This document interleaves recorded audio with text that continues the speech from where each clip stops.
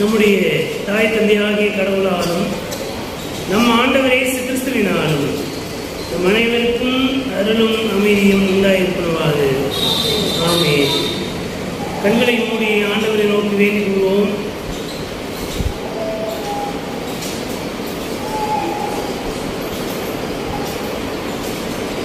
எங்களை அதிகமாய் நேசித்து எங்களை பாதுகாத்து வழிநடத்தி வருகிற அன்பின் நல்ல கடவுளே, உடைய அளவற்ற அன்புக்காக, உடைய ஆசீர்வாதத்துக்காக, உடைய இரக்கத்திற்காக, உடைய அருள் வரவுக்காக உங்களுக்கு நன்றி படைக்கிறோம். நலம் அருளும் ஆண்டவருடைய வல்லமையை குறித்து நாங்கள் அறிந்து கொள்ளவும், இந்த சமூகத்தை நலப்படுத்துகின்ற கிறிஸ்துவின் உடன் ஊழியக்காரராய் நாங்கள் செயல்படவும், கடவுளுடைய அருளையும் ஆற்றலையும் பெற்றுக்கொள்ள இப்பொழுது திருவசனத்தின் வழியாக தூய ஆவியானவரை எங்களுக்கு உதவி செய்கிற உண்மை நோக்கி மன்றாடுகிறோம். ஆண்டவரே, உடைய திருவுலகத்திற்கு எங்களை ஒப்புவிக்கிறோம். எங்களை ஆண்டு கொள்ளும், வயனுக்கு பலப்படுத்த காத்துக்கொள்ளும். நீர் பேசும் நாங்கள் கேட்கிறோம். இயேசுவின் வழியை வேண்டுதல் செய்கிறோம். அன்பின் நல்ல கடவுளே, ஆமென். திருத்துவ திருநாளுக்கு பின்வரும் 14ஆம் ஞாயிறு என்று சொல்லப்படுகின்ற இந்த நாளிலே படித்து சிந்திக்கும்படியாக முன்குறிக்கப்பட்டுள்ள நற்செய்தி பகுதி தூய யோவான் எழுதிய நற்செய்தி நூல் 1ஆம் பிரிவு திருவசனங்கள் 1 தொடங்கி 15 வரை அடங்கிய திருவசனங்களை படிக்க அனைவரும் என்று கவனமாய் கேட்போம்.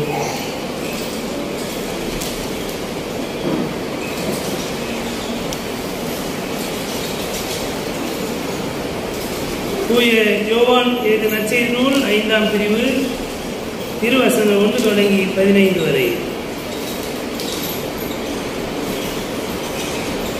யூதர்களின் திருவிழா ஒன்று வந்தது. இயேசுவும் எருசலேமுக்கு சென்றார்.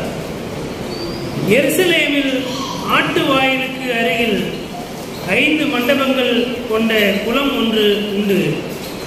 எபிரேய மொழியில் பெத்சதா என்பது அதன் பெயர்.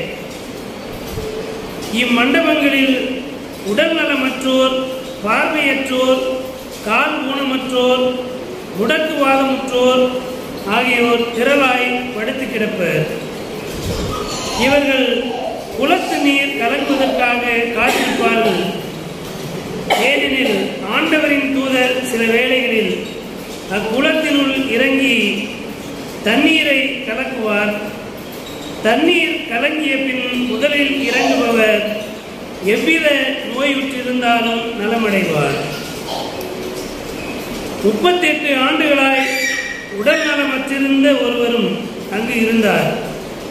இயேசு அவரை கண்டு நெடுங்காலமாக அவர் அந்நிலையில் இருந்துள்ளதை அறிந்து, நலம் பெற விரும்புகிறீரா என்று அவரிடம் கேட்டார். ஐயா, தண்ணீர் கலங்கும் போது என்னை குளத்தில் இறக்கிவிட ஆள் இல்லை. நான் போவதற்கு முன் வேறு ஒருவர் இறங்கிவிடுகிறார் என்று உடல் நலமற்றவர் அவரிடம் கூறினார். இயேசு அவரிடம், எழுந்து உம்முடைய படுக்கையை எடுத்துக்கொண்டு நடந்து செல்லும் என்றார். உடனே அம்மனிதர் நலமடைந்து தம்முடைய படுக்கையை எடுத்துக்கொண்டு நடந்தார். அன்று ஓய்வு நாள். யூதர்கள் குணமடைந்தவரிடம், ஓய்வு நாளாகிய இன்று படுக்கையை எடுத்து செல்வது சட்டத்திற்கு எதிரான செயல் என்றார்கள். அவர் மறுமொழியாக, என்னை நலமாக்கியவரே உம்முடைய படுக்கையை எடுத்துக்கொண்டு நடந்து செல்லும் என்று என்னிடம் கூறினார் என்றார். படுக்கையை எடுத்துக்கொண்டு நடந்து செல்லும் என்று உம்மிடம் கூறியவர் யார் என்று அவர்கள் கேட்டார்கள். ஆனால் நலமடைந்தவருக்கு அவர் யார் என தெரியவில்லை. ஏனெனில் அவ்விடத்தில் மக்கள் கூட்டமாய் இருந்ததால் இயேசு அங்கிருந்து நழுவி போய்விட்டார். பின்னர் இயேசு நலமடைந்தவரை கோவிலில் கண்டு, இதோ பாரும், நீர் நலமடைந்துள்ளீர். இதைவிட கேடானது எதுவும் உமக்கு நிகழாதிருக்க இனி பாவம் செய்யாதீர் என்றார். அவர் போய் தம்மை நலமாக்கியவர் இயேசு என்று யூதர்களுக்கு அறிவித்தார் என்பவர்களே.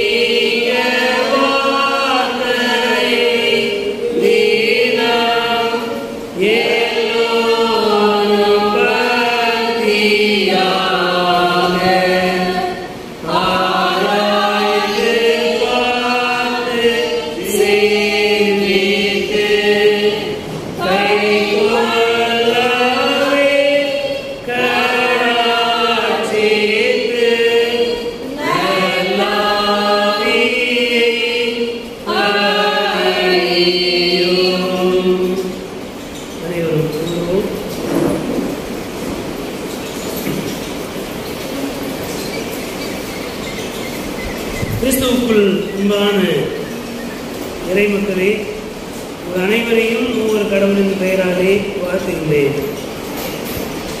கிறித்துவ திருநாளுக்கு பின்வரும் 14ஆம் ஞாயிறு சொல்லப்படுகின்ற இந்த நாளிலே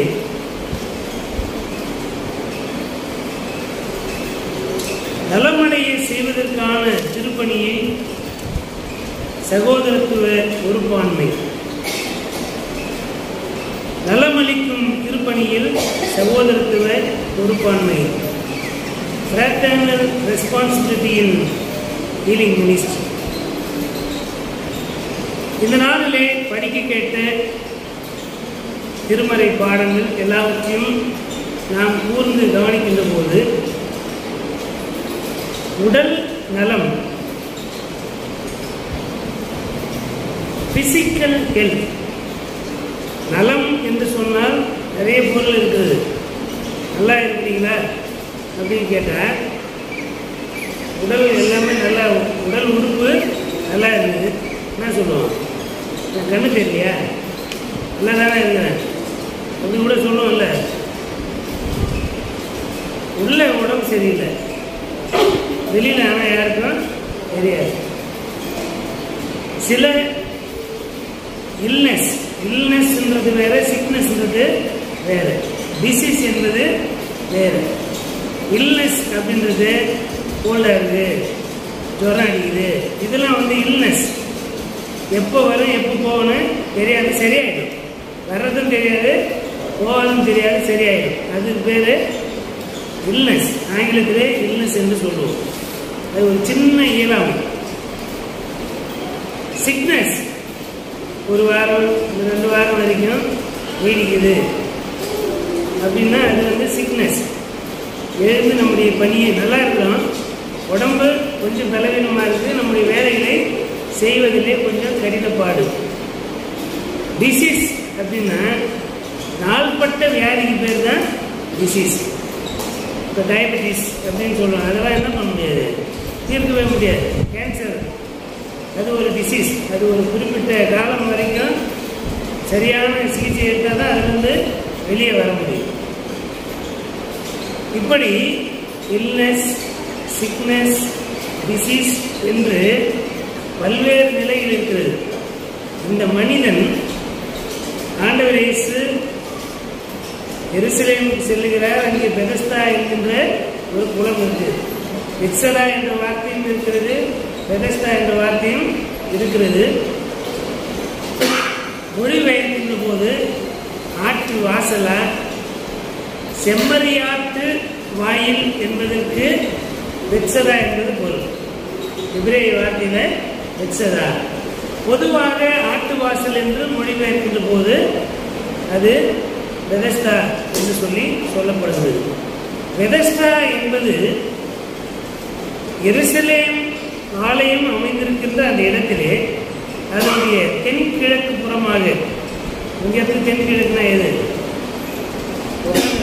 இது தென்கிழக்கு, இந்த மூலம் தான் வந்து தென்கிழக்கு.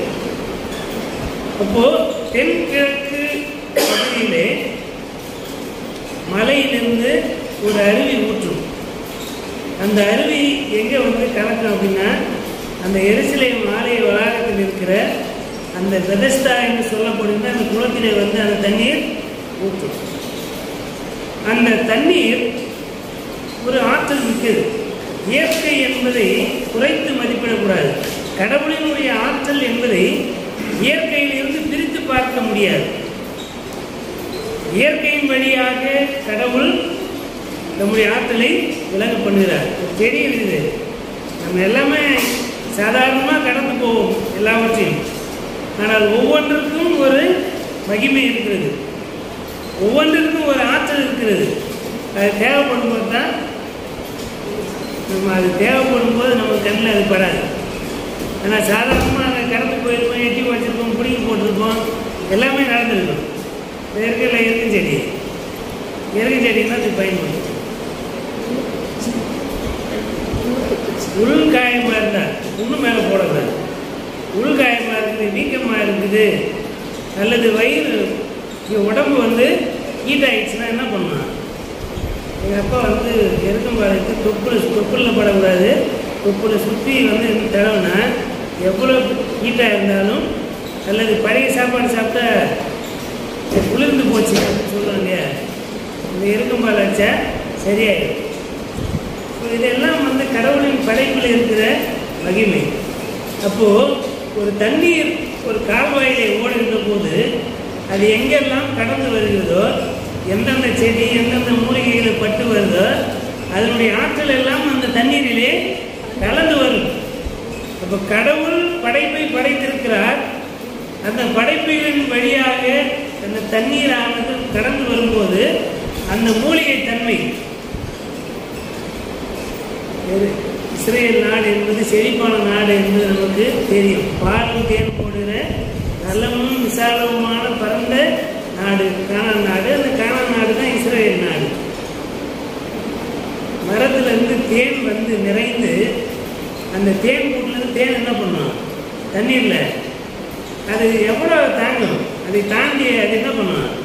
அந்த தண்ணீரில் ஊற்றுகின்ற போது அந்த தண்ணீரே என்ன ஆகும்? தேன் கலந்த இனிப்பு அளவுக்கு அந்த தண்ணீர் இருக்கும். அந்த தேனுடைய மகிமை என்ன? நிறைய நோய்களை குணமாக்கும் பல மூலிகைகளின் தொகுப்பு தான் தேன். பல விதமான பூக்கள், அதில் வந்து அரளி வேதனுடைய மகரந்தம் கூட இருக்கும், நல்ல பூவனுடைய மகரந்தமும் இருக்கும். எல்லா மகரந்தமும் சேர்ந்து வரும்போது தான் தேன். அதனால நல்ல பாம்பு இருக்குதுன்னா அது கொத்தனா வந்து செத்துரும். ஆனால் அதே விஷத்தை தான் பாம்பு பண்ண வச்சு என்ன பண்ணுறான்?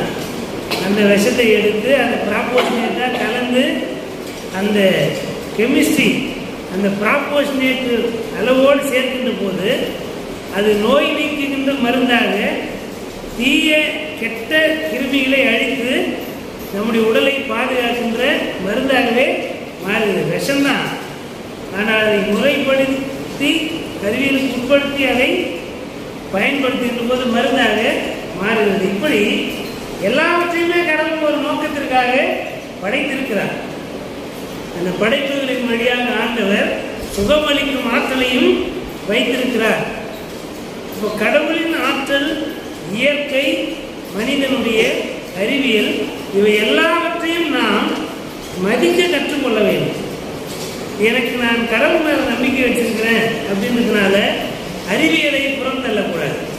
நான் அறிவியலை நம்புகிறேன் என்பதனாலே கடவுளின் வல்லமையை புறம் தள்ளக்கூடாது. இயற்கையை அவமதித்து விட்டு போக முடியாது. இது எல்லாவற்றோடும் இணைந்து வாழ்கின்ற போதுதான் நாம் நலமோடு வாழ முடியும்.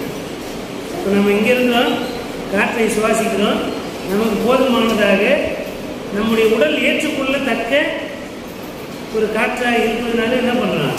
சுவாசிக்கிறோம். பக்கத்தில் ஒரு கெமிக்கல் ஃபேக்டரிஸ்னா அந்த சுவாசிக்க முடியுமா? காற்று தான், ஆனால் சுவாசிக்க முடியாது. இப்போ கடவுள் எல்லாவற்றையும் நமக்கு வாழ்வளிப்பதற்கானதாகவே அதை படைத்திருக்கின்ற போது அதை சரியாக நாம் பயன்படுத்த வேண்டும்.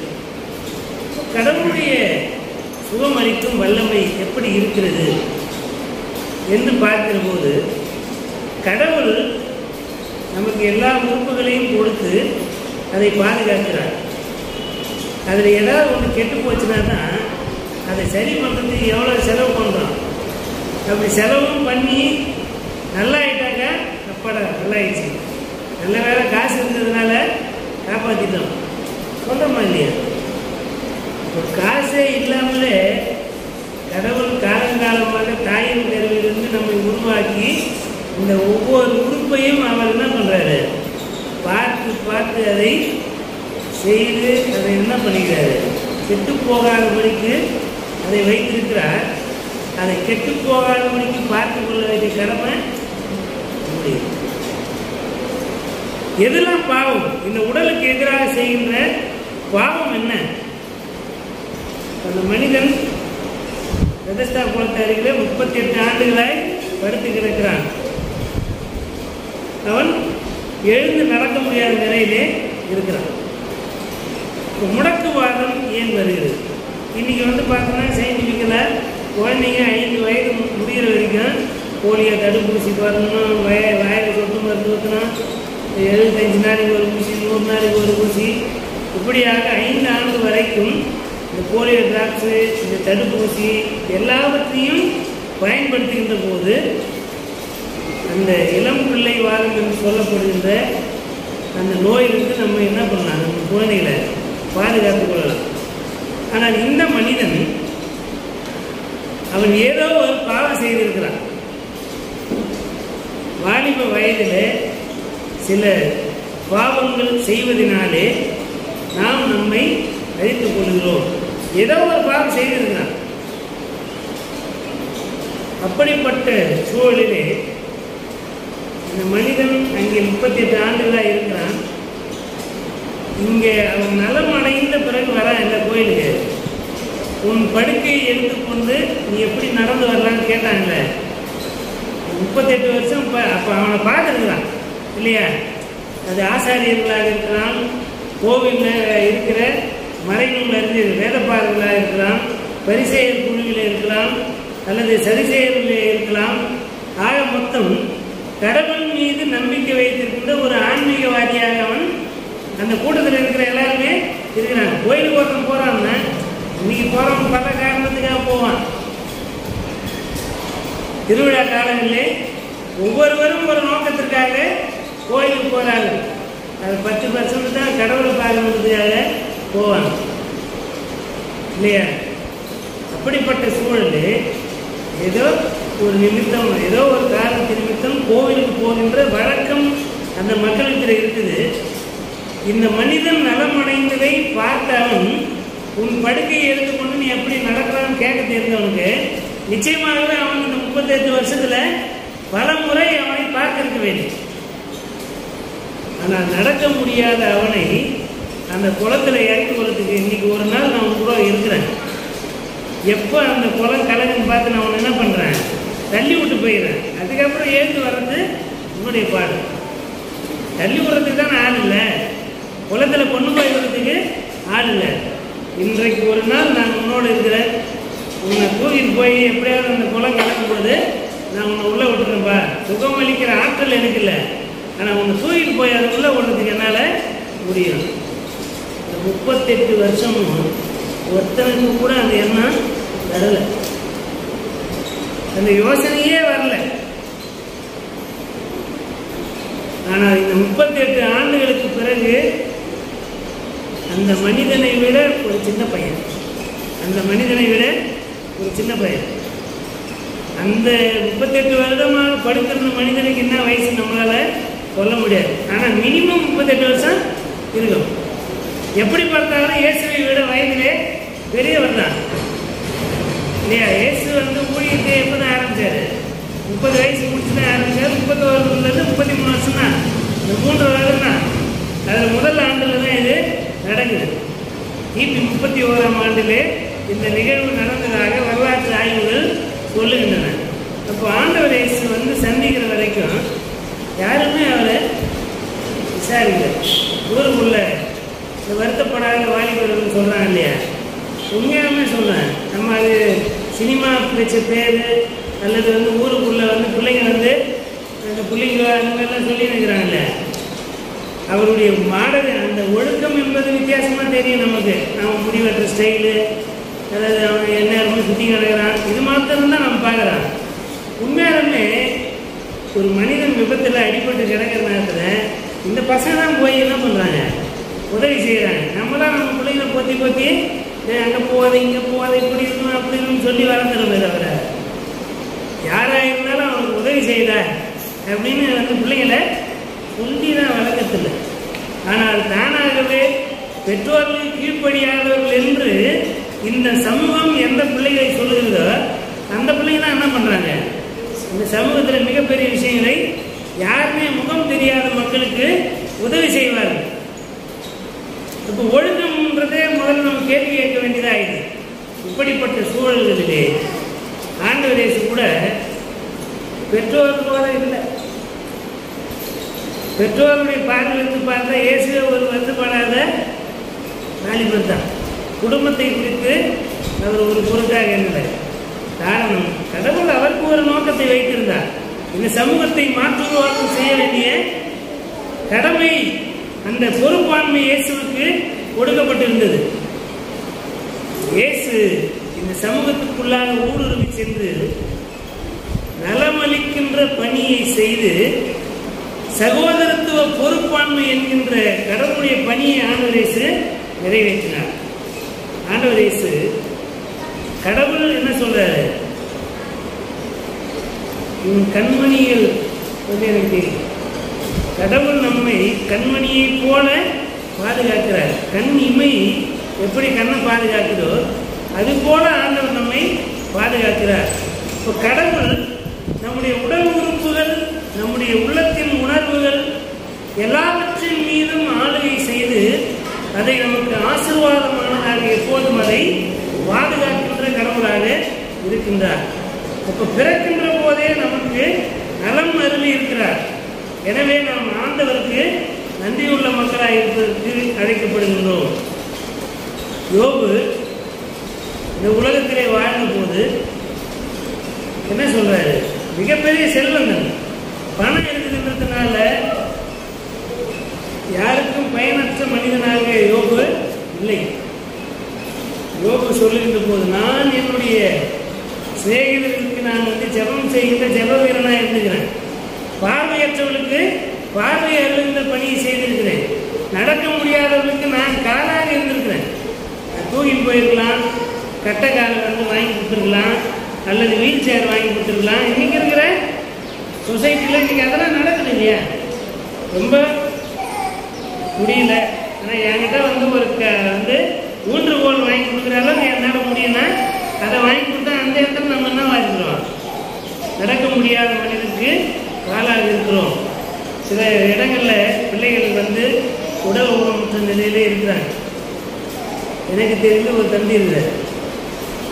அந்த தம்பியோட எப்பவுமே வாலி பிள்ளைங்க இருப்பாங்க.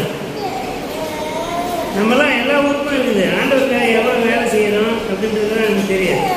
ஆனால் ஒரு தம்பி இருக்கிறான், அவனுக்கு பின்னால் இருக்கிற பிள்ளைங்க எப்பொழுதுமே அவன் தூக்கிட்டு தான் போவாங்க.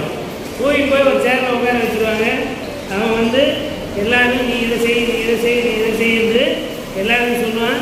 எல்லாரையும் கோஆர்டினேட் பண்ணி திருச்சபையுடைய பணியை செய்கின்ற வேலையை அந்த தம்பி செய்து வருகிறான். அவனை தூக்கின்னு பார்த்தீங்கன்னா 4 பிள்ளைங்க எப்பவுமே கூட இருப்பாங்க. அப்போது அந்த குடும்பத்தில் இருக்கிறவங்களுக்கு நீ ஏன்டா அதை போய் செய்கிற அப்படின்னு சொல்லிலாம் அந்த பெற்றோர்கள் என்ன பண்ணல வழங்கு. இப்போ நடக்க முடியாத அந்த சகோதரனுக்கு இவர்கள் காலாக இருந்து அவனை சுமந்து போய் எல்லா நிகழ்ச்சியிலையும் அந்த தம்பியை கூட்டு போயிட்டு முன்னால் உட்கார வச்சுருவாங்க. இப்போ அந்த இடத்திலே அவர்கள் நடக்க முடியாதவருக்கு காலாக இருக்கிறார்கள். பார்வையற்றவருக்கு இன்னைக்கு இருக்கிற சூழலில் ஒரு மெடிக்கல் கேம்ப் நடத்துகிற, ஐ கேம்ப் நடத்தி என்ன பண்ணுறாங்க, பார்வையில் அற்றவங்கள வயதாகி போச்சா, புற வளர்ந்து போச்சா, அந்த குறை நீக்குவதற்கு நாம் உதவி செய்தால் அது ஒரு நலம் அளிக்கும் பணி. கண்ணாடி வாங்கி கொடுத்து உதவி செய்யணுமா, அது ஒரு நலம் அளிக்கும் பணி. இப்படி எந்த விதத்திலெல்லாம் உடல் உறுப்புகளிலே பாதிப்பு ஏற்பட்டு தங்களை தாங்களே செயல்படுத்திக் கொள்ள முடியாதபடிக்கு மக்கள் இருக்கிறார்களோ அங்கே நாம் உதவி செய்ய வேண்டிய பொறுப்பு நமக்கு கொடுக்கப்பட்டிருக்கிறது என்பதை நாம் உணர்ந்து கொள்ள வேண்டும். அந்த நாட்களிலே ஆண்டவர் இயேசு உயிரோடு மனிதனாக இருக்கின்ற போது ஆண்டவர் இயேசு அநேகரை பார்வையடை செய்தார். கை சூம்பினர்களை கை நீட்டி தன்னுடைய தேவைகளுக்காக உழைக்கின்ற ஆற்றலை பெற்றுக்கொள்ள உதவி செய்தார். நடக்க முடியாதவர்களை நடக்க செய்தார். காது கேட்க முடியாதவர்களை காது கேட்க செய்தார். இப்படி அநேகரை சுகத்திற்குள்ளாக நடத்தினார், சுகப்படுத்தினார். இயேசுவினுடைய சீடர்கள் இயேசுவை உள்வாங்கி இயேசுவின் மீது நம்பிக்கை வைத்த போது அவர்களும் பார்வையற்றவர்களை பார்வையடைய செய்தார்கள், நடக்க முடியாதவர்களை நடக்க வைத்தார்கள்.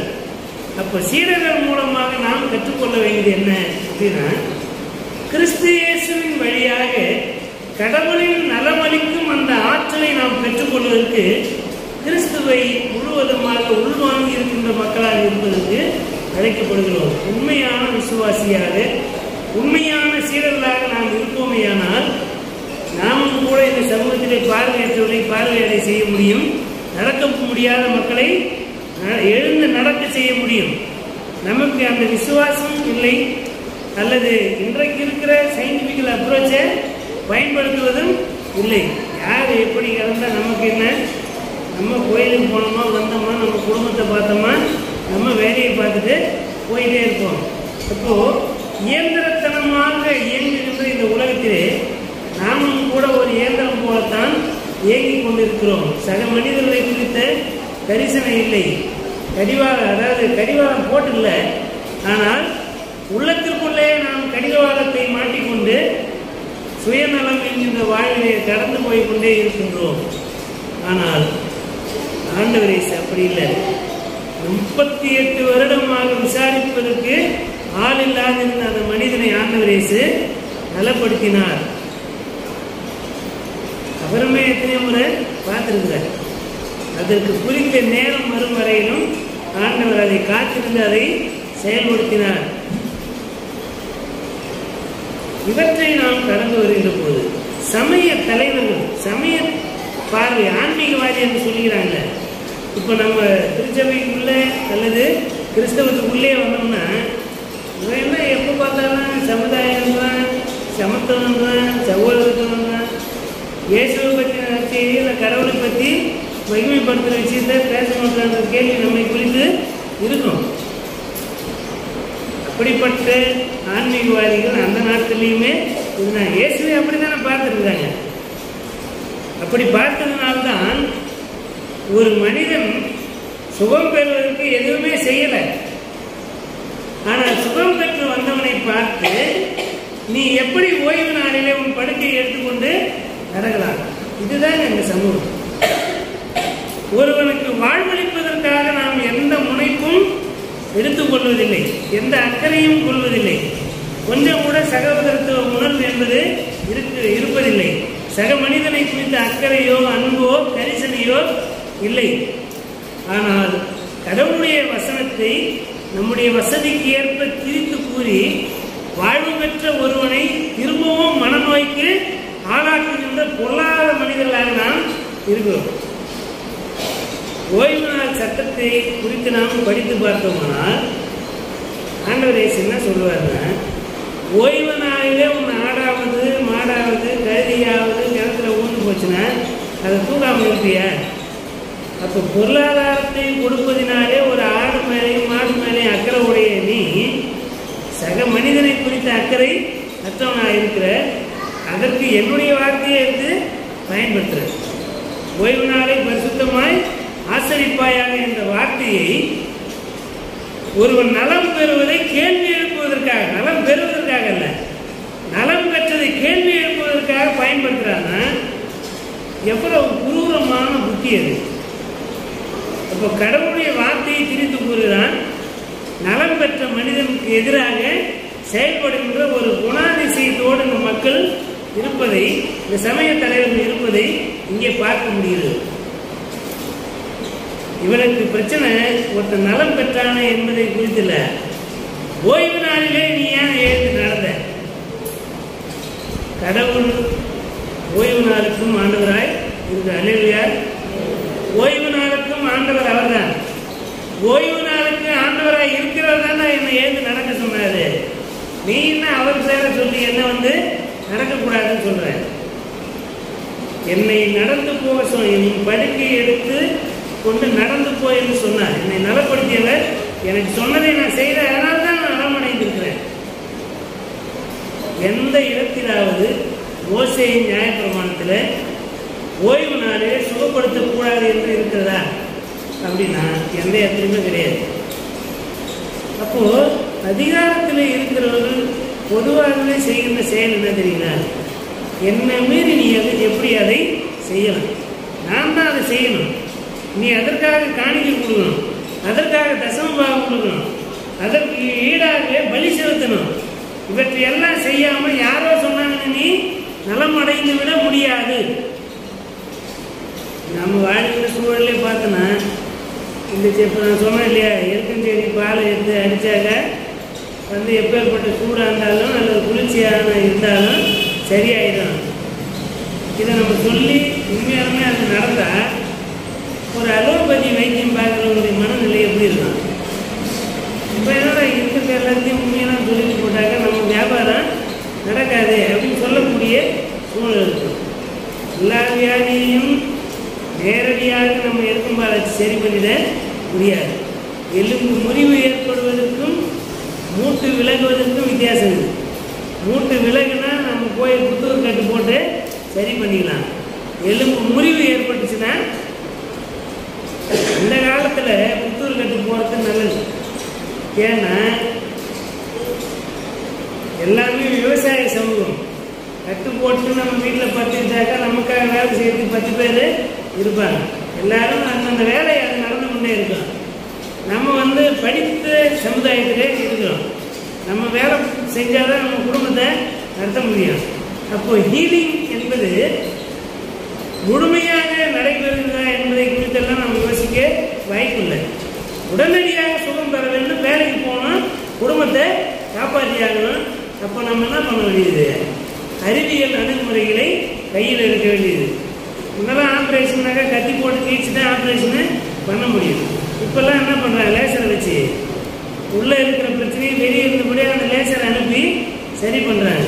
இப்போ காலங்கள் மாறுகிறது, அறிவியல் தொழில்நுட்பங்கள் வளர்ந்திருக்கின்ற போது அதையும் கடவுள் தான் மனிதனுக்கு அந்த ஆற்றலை கொடுத்திருக்கிறார்.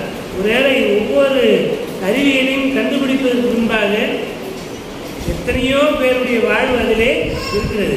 அதை நாம் கனப்படுத்த வேண்டும். கடவுளுடைய ஆற்றலை குறித்து நாம் கடவுளுக்கு மகிமை செலுத்தி அவருக்கு நன்றி உள்ளவர்களாக இருக்க வேண்டும்.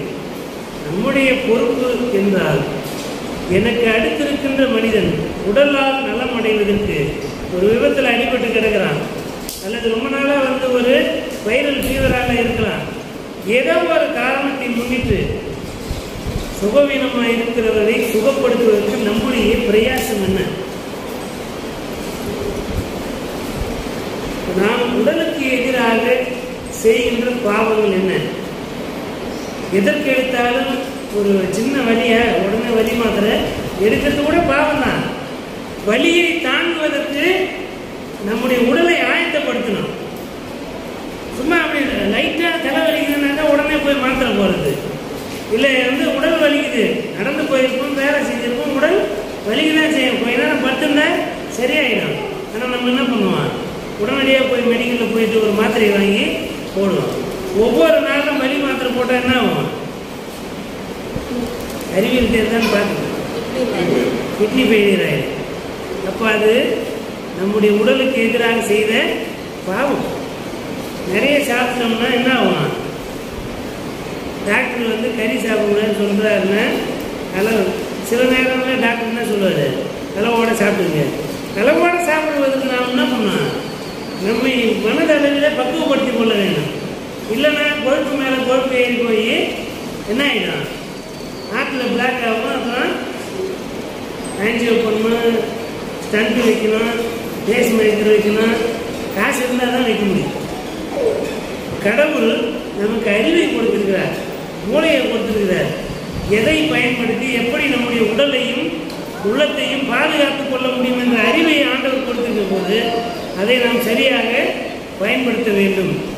என்னை நான் பாதுகாத்துக் கொள்ள வேண்டும், எனக்கு அடுத்திருக்கின்ற மனிதரை நான் பாதுகாக்கின்ற பணியை செய்ய வேண்டும். இதுதான் ஃப்ரெட்டர்னல் ரெஸ்பான்சிபிலிட்டி இன் ஹீலிங். நம்ம ஒரு நர்ஸா இருக்கலாம், ஆசிரியர்களாக இருக்கலாம், எந்த வேலையை செய்தாலும் எனக்கு அடுத்திருக்கின்றவருக்கு, பார்வையற்றவருக்கு நான் பார்வையாளராக இருக்கணும். நடக்க முடியாதவருக்கு நடக்க உதவி செய்கிறவராக இருக்க வேண்டும். அது பொருளாதாரத்தின் மூலமாக இருக்கலாம், நேரடியாக உடல் ரீதியாக ஒரு நடக்க முடியாத ஆளை தூக்கிட்டு போயிட்டு விடுகின்றவராக, பார்வையற்றவரை கையை பிடித்து அழைக்க, அந்த சின்ன சின்ன நிகழ்வுகளிலிருந்து நாம் பார்வையற்றவருக்கு பார்வையாளராக, நடக்க முடியாத கால்களாக இருக்கிறோம். அந்த குறைந்தபட்ச அந்த சகோதரத்துவ பொறுப்பாண்மை என்பது கண்டிப்பாக நமக்கு இருக்க வேண்டும். இவற்றை செய்ய வேண்டும் என்ற உணர்வு நமக்குள்ளே இருக்கிற போது உண்மையாகவே பார்வையடை செய்கின்ற ஆற்றலை ஆண்டவர் தூயாவியானவருடைய அருட்கொடைகளை கொண்டு நமக்கு தருவார் என்கின்ற அந்த அதீதமான விசுவாசம் நமக்கு இருக்க வேண்டும். இல்லையா? ஏன்னா இந்த சயின்டிபிக்கல் அப்ரோச் இருக்கு இல்லையா, அதை மாத்திரமே வச்சுக்கிட்டு நீங்க கிறிஸ்தவ விசுவாசத்தை வளர்த்து விடவும் முடியாது. அது ஒரு அணுகுமுறை.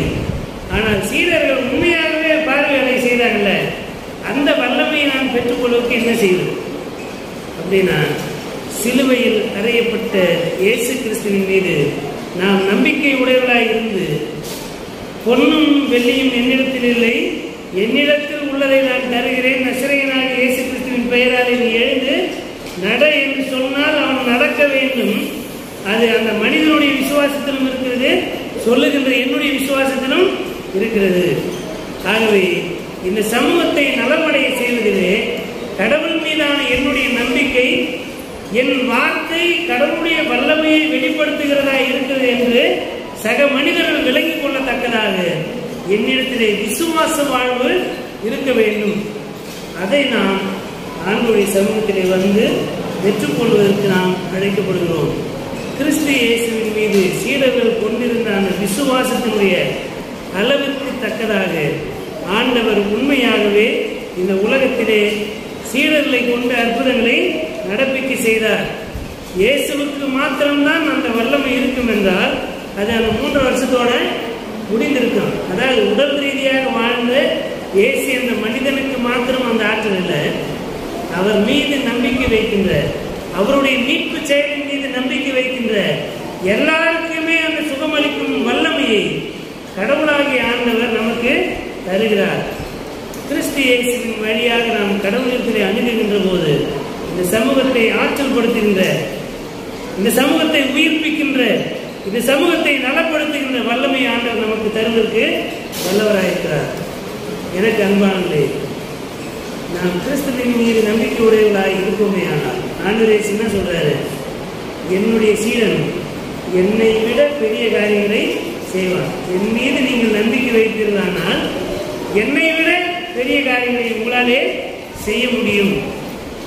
ஆகவே குறைவில்லாத விசுவாசம் உடையவர்களாக இருப்போம். ஆண்டவர் மீது நம்பிக்கை வைத்து குறைவில்லாத விசுவாசம் உடைய மக்களாக நாம் இருப்போம். இந்த சமூகத்திலே சக மனிதரை குறித்த அக்கறை உடைய உடன் சகோதர சகோதரிகள் என்று பார்க்கின்ற அந்த கிறிஸ்துவின் மனநிலை உடையவர்களாக இருப்போம். யாரோ யாரோ என்று கடந்து போகின்ற மக்களாக நாம் இராமல் பாதிக்கப்பட்டவர்களை உற்று நோக்கி கிட்ட வந்து தொட்டு எழுந்து நட என்று சொல்லுகின்ற உணர்வுள்ள மனிதர்களாக இருப்பதற்கு நாம் அழைக்கப்படுகிறோம். என்னுடைய உடல் நலம், என்னுடைய உடல் உறுப்புகளை குறித்த அந்த உணர்வு உடையவர்களாக இருப்பது என்பது வேறு. என்னுடைய உணர்வுகளை எல்லாம் மற்றவர்களை உயிர்ப்பிக்க செய்யவும் நலம் பெற செய்யவும் பயன்படுத்துகின்ற மக்களாக நாம் இருக்கின்ற போதுதான் நாம் கிறிஸ்துவின் சீடர்களாக இருக்கிறோம். ஆகவே கடவுள் மீது நம்பிக்கை வைப்போம். இந்த சமூகத்தை நலமடைய செய்வதிலே கிறிஸ்துவின் உடன் ஊழியர்களாய், கிறிஸ்துவின் சீடர்களாய் இருப்பதற்கு நம்மை நாம் ஒப்புவிப்போம். அதை செய்து நிறைவேற்றுவதற்கான அருட்கொடைகளையும் அருள்வரங்களையும் வல்லமையும் கடவுள் தம்முடைய ஆவியானவர் வழியாக நமக்கு தந்து நம்மை வழிநடத்தி காப்பார். இந்த சிந்தனைகளோடு ஆண்டவருக்கு நம்மை நாம் ஒப்புக் கொடுப்போம். கடவுள் தாமே நம்மை ஆசீர்வதித்து வழிநடத்தி காப்பாராக. ஆமென். கண்களை மூடி ஆண்டவர் நோக்கி வேண்டிக் கொள்வோம். எல்லா நலத்திற்கும் எல்லா ஆற்றலுக்கும் ஊற்றாயிருக்கிற எங்கள் அன்பின் நல்ல கடவுளே, அவர் உன் அப்பத்தையும் தண்ணீரையும் ஆஸ்வதிப்பார், நோய்களை உன்னிடத்திலிருந்து விலக்குவேன் என்று சொல்லி வாக்குத்தத்தம் பண்ணியிருக்கிற எங்கள் அன்பின் நல்ல ஆண்டவரே, பார்வையற்றவருக்கு பார்வையாக, ஒடுக்கப்படுகின்ற மக்களுக்கு விடுதலை அளிக்கின்றவராக, நோயிலிருந்து விடுதலை, பாவத்திலிருந்து விடுதலை, எல்லாவற்றிலிருந்து சுகமளித்து ஆற்றல் படுத்தி சுதந்திரமான சுய பலத்திலே நடக்கத்தக்கதான ஆற்றலை கொடுக்கின்ற ஆண்டவரே, உடைய ஆற்றலை பெற்றுக்கொண்டவராக, வீழ்ந்து போய் கிடக்கின்ற நலிவுற்ற நிலையில் இருக்கின்ற, கை தூக்கியை விட ஆளில்லாத இருக்கின்ற மக்களை வாழ்வுக்கு நேராக வழிநடத்துகின்ற காலும் கண்ணும் கையுமாய் இருக்கின்ற மனிதர்களாக நாங்கள் வாழ்ந்திட ஆண்டவர் எங்களுக்கு உணர்வுள்ள இருதயத்தை தந்து இப்பொழுது எங்களை காத்து வழிநடத்திய இடத்திலே கொண்டாடுகிறோம்.